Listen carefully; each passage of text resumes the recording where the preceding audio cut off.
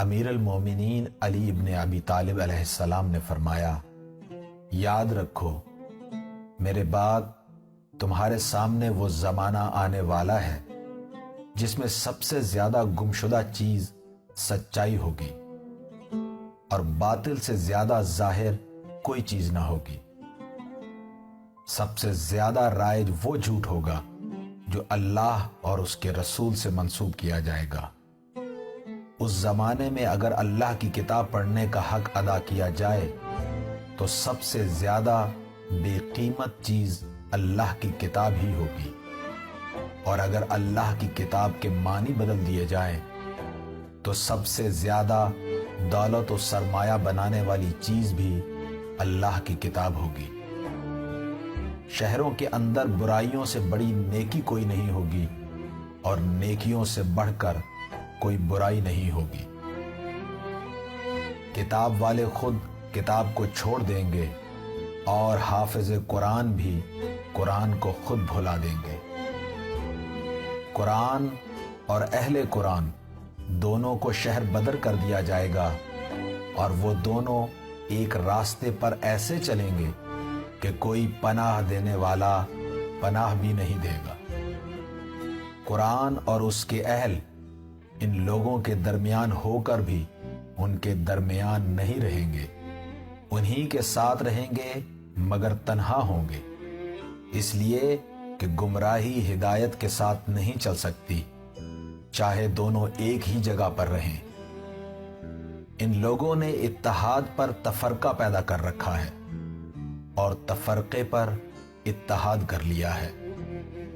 جیسے یہ قرآن کے امام ہیں اور قرآن ان کا امام نہیں ہے، اب ان کے پاس بس قرآن کا نام باقی رہ گیا ہے۔ اب لوگ صرف اس کی تحریر اور اس کی عبارت کو پہچانتے ہیں اور بس۔ اس سے پہلے بھی یہ بھلے انسانوں کو بے حد اذیت دے چکے ہیں اور اس کی سچائی کو جھوٹ کا نام دے دیتے ہیں اور ان کو نیکیوں پر وہ سزا دیتے ہیں جو برائیوں پر دی جاتی ہے۔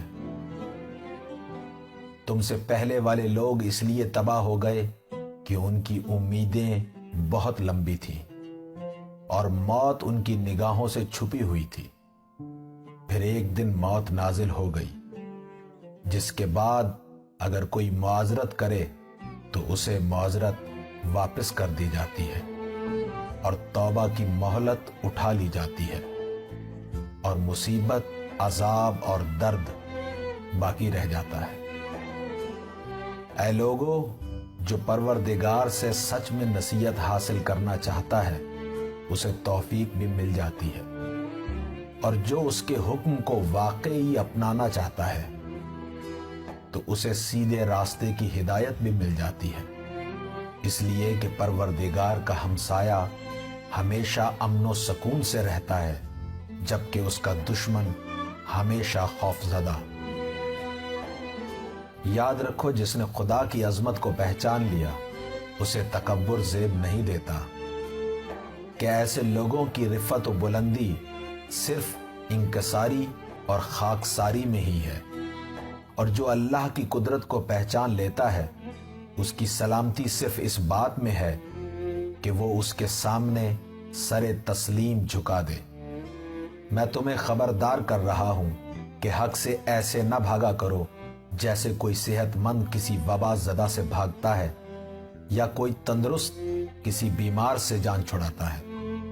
یاد رکھو، تم ہدایت کو اس وقت تک نہیں پہچان سکتے جب تک اسے چھوڑنے والوں کو نہ پہچان لو، اور کتاب خدا کے عہد و پیمان کو اس وقت تک اختیار نہیں کر سکتے جب تک اسے توڑنے والوں کی معرفت نہ حاصل کر لو، اور قرآن سے تمسک اسی وقت ممکن ہے جب تک اسے نظر انداز کرنے والوں کو پہچان نہ لو۔